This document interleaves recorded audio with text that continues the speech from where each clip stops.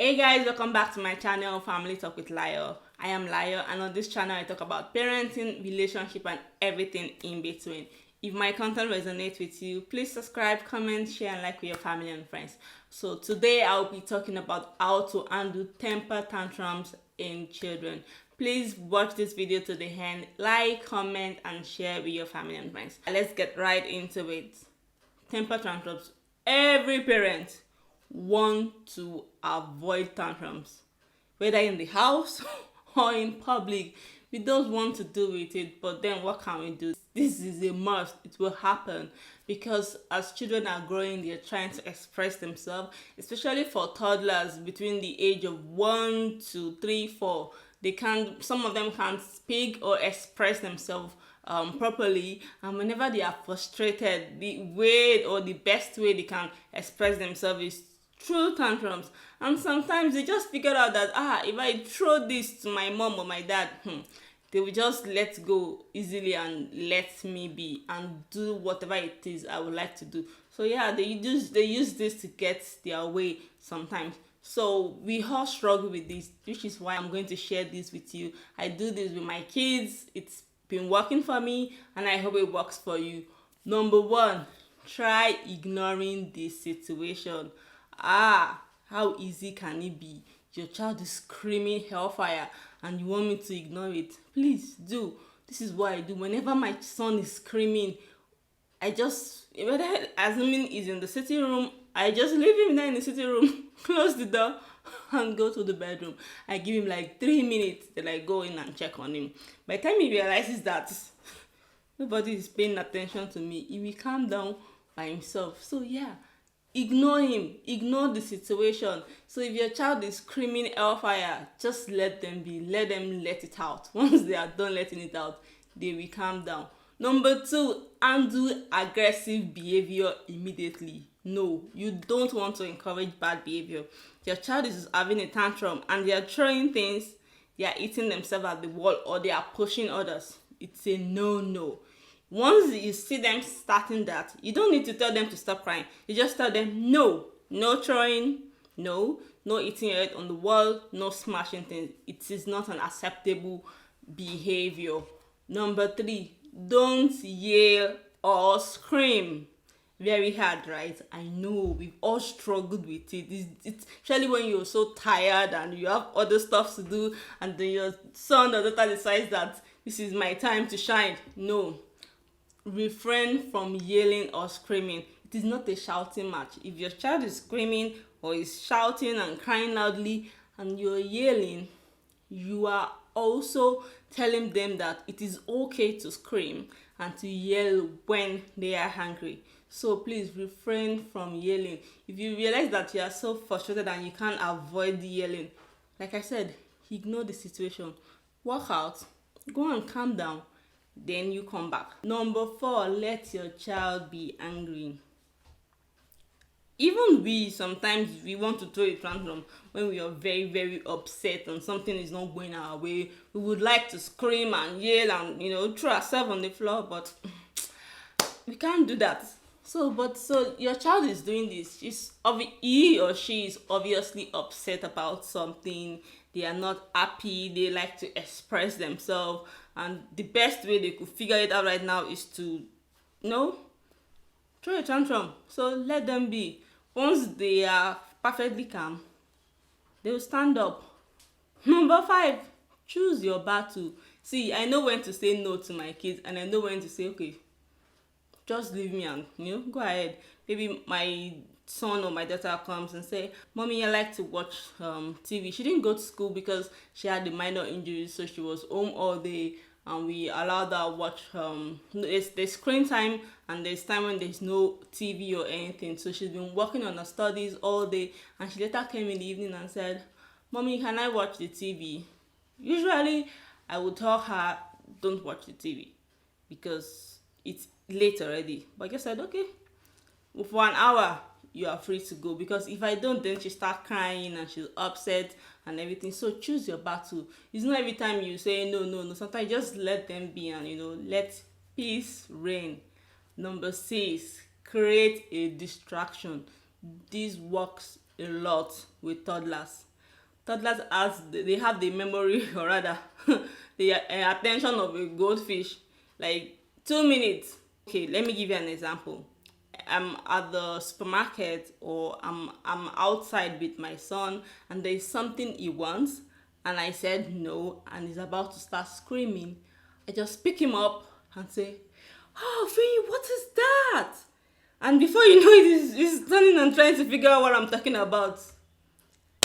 Disaster averted. Thank me later. Yeah, number 7, hug them. Oh, even when you're upset yourself, you want someone to just hug you and tell you it's going to be fine, it's going to be okay, don't be angry.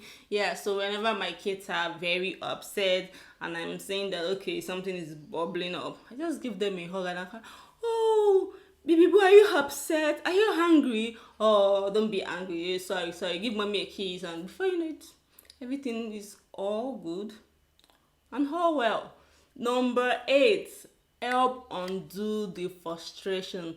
Sometimes the reason why your child is upset and they are throwing a tantrum is because they want to do something by themselves, but they can't figure it out. For example, your toddler is trying to put on his shoe or put on a shirt and they're trying to button it up or trying to lace up their shoe, and it's difficult for them, so they get frustrated. Like I said, they can't express themselves, so they start screaming. You notice that this is what they're trying to do. Instead of you saying, "Oh, stop screaming, blah, blah," help them instead. Help them put on the shoe, help them, you could do it together. "Oh, you're doing a good job," and you button up the shirt, and before you know it, tantrum, it's over. Number 9, move location during public tantrum. We could manage the tantrums in the house because it's in our house. I can walk away and go and stay in another room and wait for you to do all your tantrums, and when you're fine, everything is back to normal. But imagine you are in the shopping mall and your son, or like my son, decides that it is time for him to shine, and he lies down on the floor and he's waving his hand and he's screaming, and you're like, "Oh my God, why are you doing this to me?" Yeah, first of all, don't even mind what other parents, because the other parents are not even actually looking at your child. They are looking at your reaction. They're trying to see what it is you're going to do. So instead of telling your child or screaming at your child, just pick them up. Either you move to a car or you move to a quiet place and you leave them. They can throw their tantrums as much as they want. Number 10, prepare for potential tantrums. When you're going out, those things that can easily trigger a tantrum with your child. For example, when I'm going out with my kids, especially with my toddler, my son, my daughter is 8 already. She knows when to display and not to display whatever it is that is going on with her. But my son, he doesn't care. So we carry along a snack, a tab, make sure he's well fed, he's not hungry before we leave the house. So that way the guy is relaxed. If he's tired and he wants something, we just give him a stab. Before you know it, probably will sleep over. Number 11, give advance warning. For example, you're at the park with your child, or you went out with your child and you guys are having fun and you're playing and it's time to go home. Instead of just saying, "Oh yeah, let's go home, it's time to go." No, give them time. Maybe when it's 10 minutes, 5 minutes before you leave, you tell them, "We would soon go. You can go around or play for 5 more minutes and we'll leave." So let your toddler know that very soon you would be leaving. Don't just throw it at them. Even you don't like surprises. Toddlers too don't like surprises, especially when they are having fun. So before you start throwing surprises that will end up in tantrums, give them warning in advance. Number 12, laugh it off. I do this a lot. Seriously, you can't frustrate me. It's not possible. when my son is throwing his tantrum, sometimes children have this habit of giving you this fake cry that they're actually faking it. It's not like they just want to get their way, then they are like but they're actually faking it. When my son starts, I will just start laughing like, "You're becoming very good at this." Then he just pauses and he looks at me like, it seems this is not working again with this woman. So yes, fake it. laugh it off. You're upset though, but just laugh it off. By the time you laugh it off and they realize that this is not working, you will stand up and everything is over. Number 13, stick to your demands. If you said no, let it be no. So even though they've just finished crying for like 2 minutes and they stand up and they still come back, let your no be your no, so that eventually if your child comes to meet you and you say no, they know no means no. They know even if they decide to cry for the next 1 hour, the answer will still be no. So your child will know that, okay, don't let me just waste my breath, stress my lung with crying too much. This woman will not just answer me, or this daddy doesn't have my time. So no is no. Number 14, move on from the tantrum. When I mean move on from the tantrum, for example, maybe with your much older kids, not with your 2-3-year-old, maybe your 5-6 is throwing a tantrum and they are upset and they are crying, and once they are calm, just go give them a hug and move away. You don't talk about it at that point, because at that point when you're talking about what it is they did, why did you do this, they probably start crying again. So you could actually wait till when everything is calm, or maybe when you're back home and you can tell them, oh, what you did the other time was not nice. When mommy tells you no, you don't start crying. This is why mommy is saying no. So you guys can talk about it later. But at that point, move on from the tantrum. You don't have to discuss it. You don't have to criticize them for why they did this or why they did not do that. Yeah. And that brings us to the last one. Number 15. Don't take it personal. Your frustrated, angry toddler is not mad at you. Even your older kids, even when they say mean things like, I don't like you, mommy, because they are angry, they like you, they love you. In fact, they can't do without you.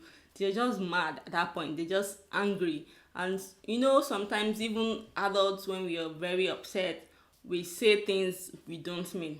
Same thing with your kids. So don't take it personal if your child is so mad or they are throwing a tantrum outside. It's normal. Just know that children will always throw tantrums. Just the way they're finding it difficult to express themselves. Just the way even you as a parent find it difficult to express yourself. Your children will find it difficult to express themselves too. So please don't take this personal. Once they're done, give them a hug, tell them you love them, and move on from it. So these are the things I use with my kids whenever we have a tantrum, either in the house or out of the house. I hope this is able to help you too. Thank you for watching this video until the end. Comment, like, share with your family and friends. And if you want to know more about parenting, you can click on the end screen to watch videos on my parenting series. I'm sure you also learn from it. Until next time, you stay safe and you stay healthy.